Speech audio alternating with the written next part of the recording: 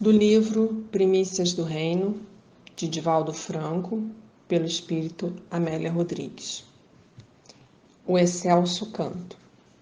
Aquele junho estava ardente mais do que nos anos anteriores.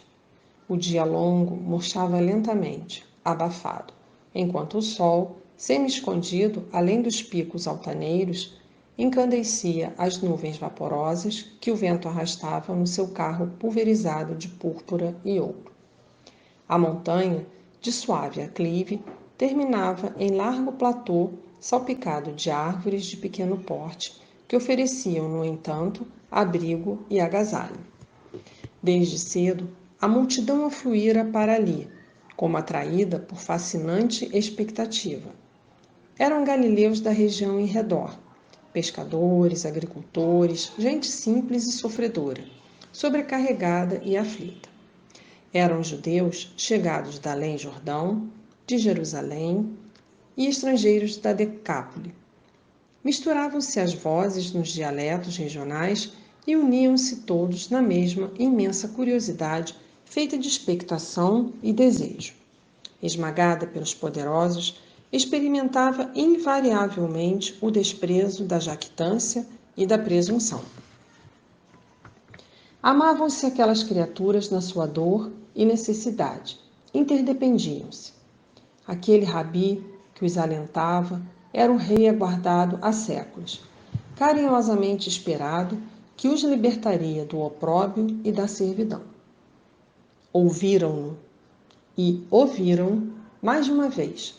Constataram que jamais alguém fizera o que ele fazia ou falara o que ele falava. Acorreram de toda a parte, das redondezas do lago e dos campos, das cidades distantes e das aldeias, para ouvi-lo. No ar pairava algo especial. O azul dourado dos céus confraternizava com o verde queimado da terra, e a brisa cariciosa chegava do mar, das bandas de contrafortes do monte Hermon, que se alternavam para espraiar-se pela imensa planície do Esdrelon, trazendo o acre doce odor do solo crestado. A montanha, em sua grandeza especial, é também um símbolo. O filho do homem, que desce aos homens, vencendo as dificuldades do mergulho no abismo, e do homem que sobe e conduz os homens, por sobre escarpas lacerantes, até o seio de Deus. A montanha também é destaque maravilhoso na paisagem.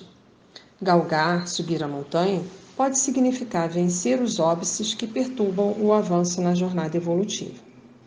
Descer, deixar o monte, é não considerar o empecilho e refazer o caminho, alongar as mãos em direção dos que ficaram tolhidos na retaguarda. É muito áspera a descida aos homens para erguê-los a Deus. Perder-se entre as querelas humanas para encontrar os espíritos em perturbação na noite das necessidades aparentes e resplandecer em madrugada sublime, guiando-os por sobre os escombros da véspera, a fim de subirem até o planalto, onde brilha permanentemente o sol do claro e demorado dia. Descer sem decair. Os homens suscitam obstáculos onde existem opiniões e levantam cerros onde estão convenções. Esquecer-se e vir até os que se debatem nas questiúnculas que vitalizam com desconcerto emocional e sofreguidão. Dar-se, integrar-se de tal modo que seja comum a todos, mas a nenhum igual. Este o díptico, subir, descer. Subir sem abandonar a baixada e descer sem esquecer os cimos. A montanha era uma montanha qualquer, e o poema que ali seria apresentado jamais foi ouvido, nunca mais será ouvido em qualquer época equivalente. O evangelista Mateus assevera: e Jesus, vendo a multidão, subiu a um monte, enquanto Lucas informa, e descendo com eles, parou num lugar plano. Subir ou descer não importa. A verdade, porém, é que no plano do aclive ele se deteve e de pé. Vestiu-se de poente. A auréola refulgente incendiou-lhe os cabelos que a leve brisa denastrava esfogueados. As vestes abrasadas e a ansiedade do mundo em volta.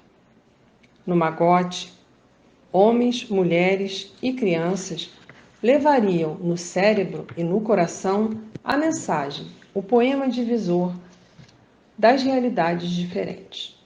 A multidão era sua paixão, a sua vida, amá-la e atendê-la, o seu fanal.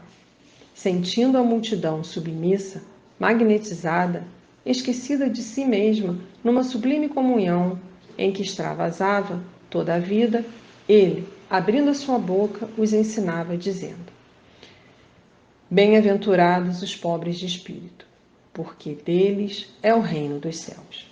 Os pobres, todos os conheciam. Eram maltrapilhos, mal-cheirosos, doentes. Distendiam a mão que a miséria estiola. Eram pobres. No entanto, quantos deles portavam os tesouros da riqueza do espírito? Espírito rico de revolta, possuidor de paixões, dono de vasto cabedal de angústia e mágoa. Quais seriam os pobres de espírito? O vento perpassa em leve cantinela pela multidão pensante, a raciocinar no silêncio que se faz espontâneo, na pausa que é natural, se alonga. Os ricos possuem moedas e títulos, propriedades e espíritos de ambições e de orgulho. Os pobres de espírito são os livres de posses e ambições, amantes da liberdade, pugnadores dos direitos alheios, idealistas, cultores da verdade, preparados para a verdade. Sem peias atadas à retaguarda, sem imãs atraentes à frente, semelhantes aos simples, desataviados e às crianças. Inteiramente livres, candidatos ao reino dos céus e súditos dele, desde já. Inocentes porque venceram com o tributo das lágrimas e o patrimônio dos suores. Ressarcido o débito, lavadas as mazelas, puros, portanto, sem a vaidade, sem a vacuidade do eu, predispostos à autodeliberação, à autossublimação. Livre dos resíduos do mundo, não consumidos, não afligentes. Com todos, ao lado de todos, sem ninguém, não amarrado aos outros, às convenções dos outros. Pobres de espírito. Jesus, querido Mestre, repassamos aos nossos irmãos as tuas mensagens e as mensagens que falam a teu respeito, usando parábolas, mas de profundo sentimento que nós conseguimos compreender. Te agradecemos essa oportunidade e que a vossa luz nos abençoe hoje e sempre.